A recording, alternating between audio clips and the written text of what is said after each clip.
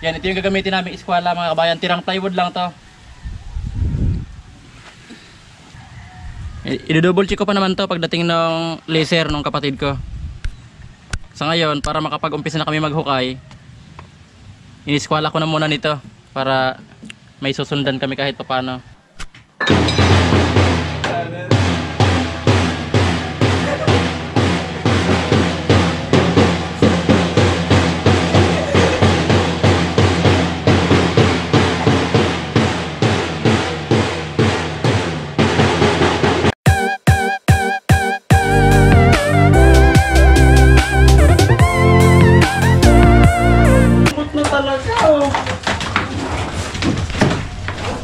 Panis lang to sa akin mga kabayan, kakaliwain ko lang to, hindi ko na...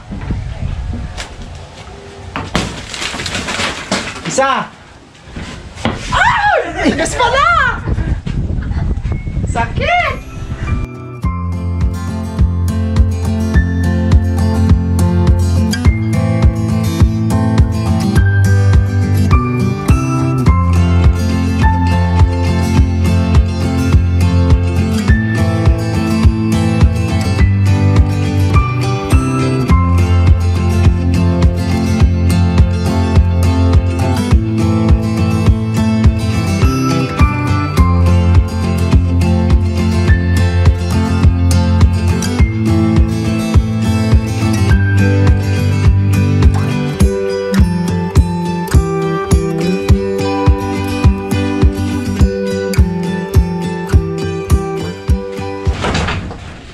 Jiking, saan aabot ang 2,000 mo?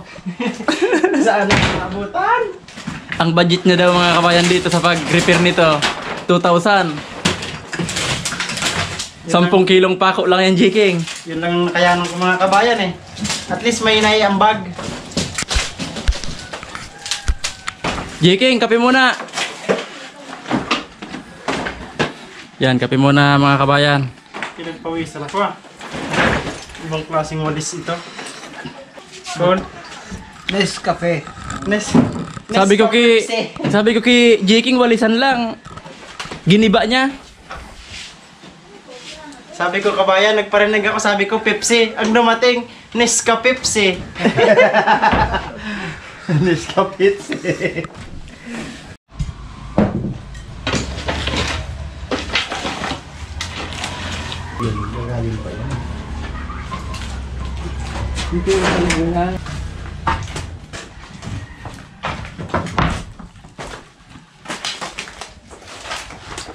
Yan, magaganda pa to mga kabayan, buong buo pa yung kahoy. Hindi kinaya ng anay.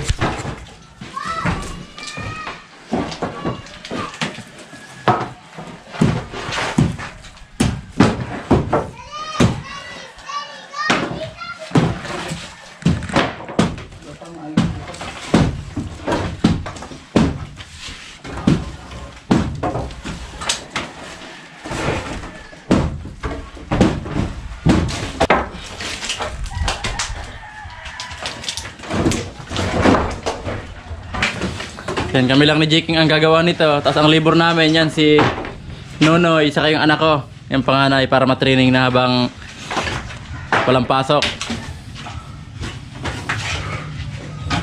Ano, ayos ba yung mga libur natin, Jiking? Ayos na. Dadagdagan ko na ang sweldo nila mga kabayan. Yung isang fried chicken, dadagdagan ko ng isa. Kasi yun lang ang sahod natin eh. Libre kain. Libre kain, tanghalian lang. Yan lang.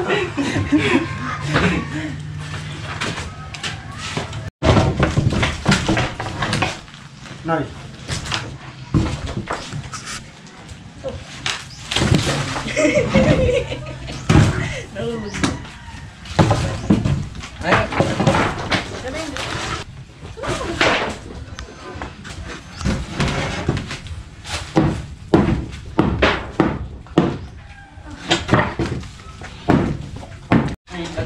Yan, konti na lang.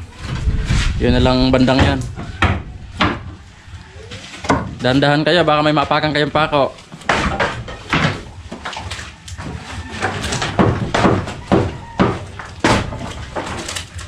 Yan, pero yung mga kahoy niyan sa taas buong buo pa yan. Pero tanggalin rin namin tong kisame. Ito yung isusunod namin bukas. Martilyo ko tayo.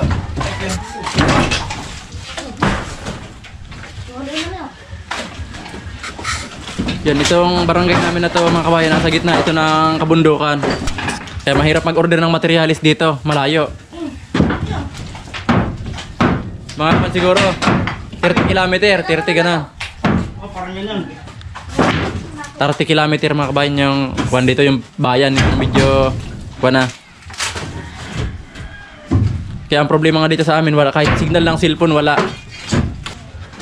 Kaya pag i-upload ko tong video ito, pupunta pa ako sa Tinambak. Yung lugar sa amin, Tinambak. Sa bayan.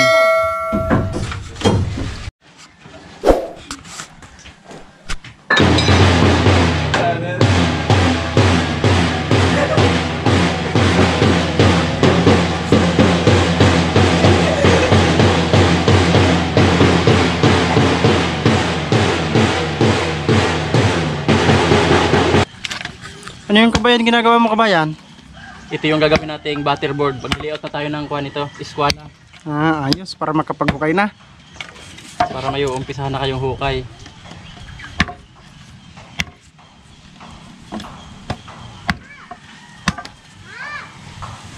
Ito mga kabayan, galing lang ito sa bukid. Ako lang ang kumuha niyan. Sinaglitan ko lang doon para may magamit kami.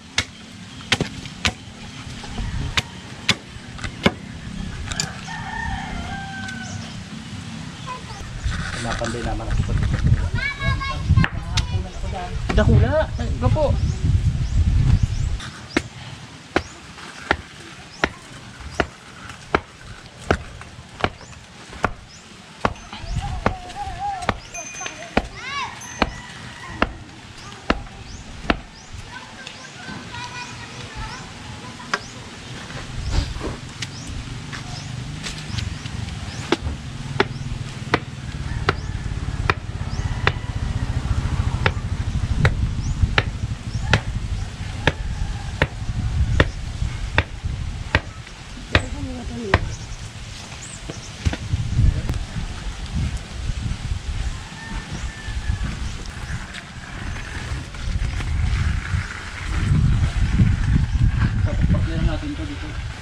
Sunod ko dito, go, sa amin.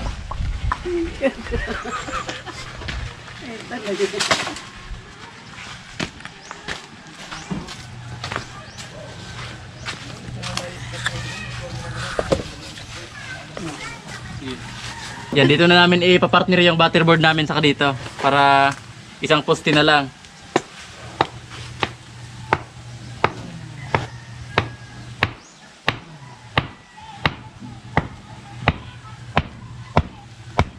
Sige.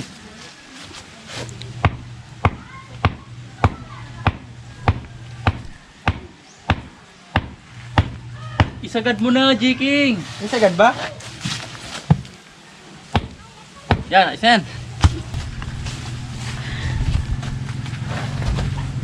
Yan, dito yung asintada namin. Yan, ilalabas ko na dito sa dating wall ng itong lumang bahay namin. Yung asintada namin dito ko na ilalagay para lumaki dito.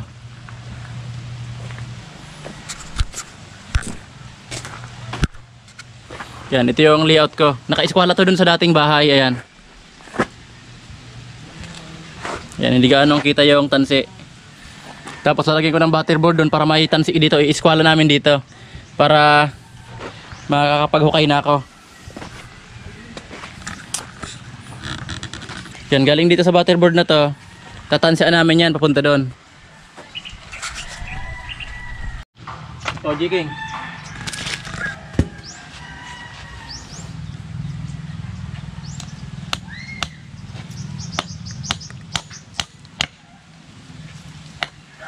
Walang kulamber dito mga kabayan, marami lang kuwan, kaya bilugin, bawas gastos. Yan, kuwan lang to, kinukuha lang sa bukid.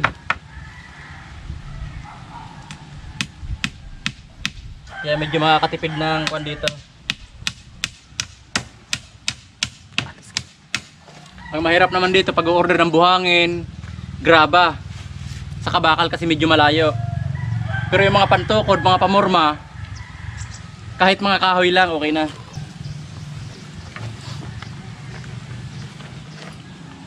Yan doon sa kabila. Kabila naman tayo.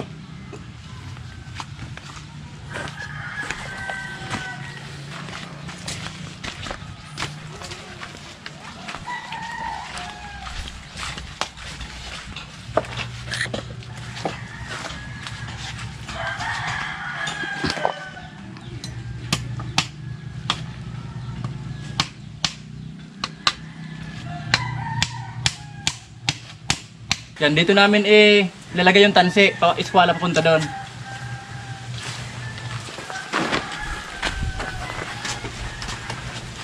Asa na yung tansi natin, Jiging?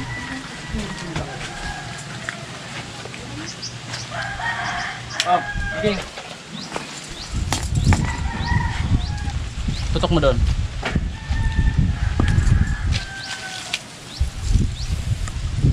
Dito.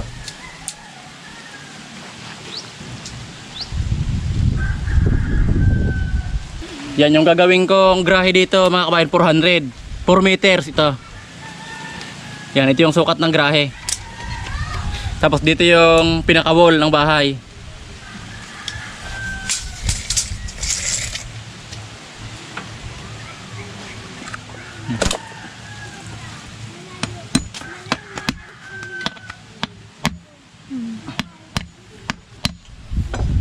Yan, tatansian na natin to.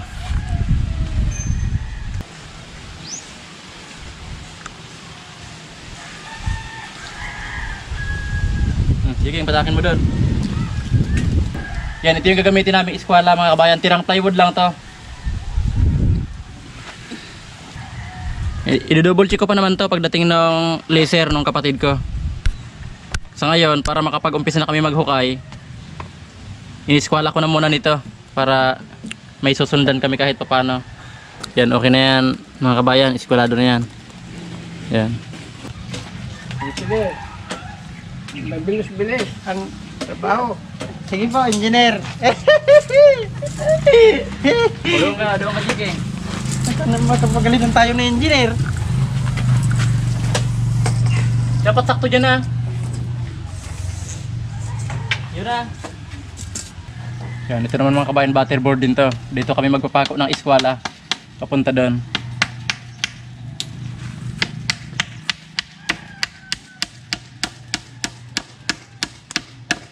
Yan, malalayo na para hindi harang-harang sa paghuhukayan.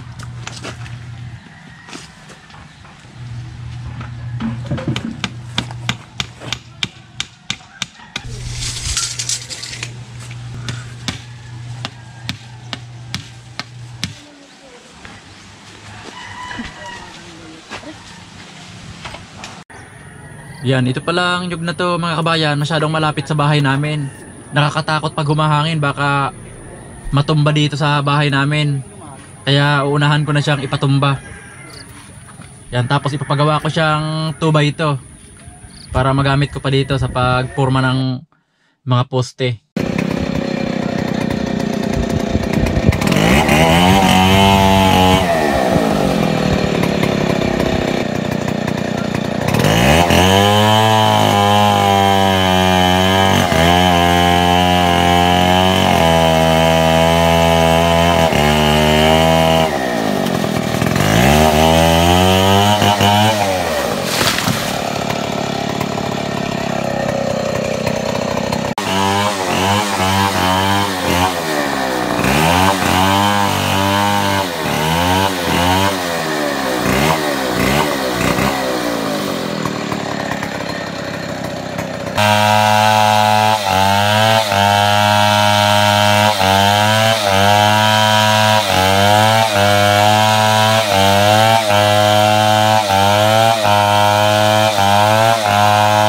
Yan, tapos ito na mga kabayan yung ipapasunod ko. Papatanggal ko na itong mga halaman dito sa kabakod. Yan, ito yung gagawin naming gate. Yan, hanggang dito na po muna mga kabayan. Maraming salamat po sa panonood.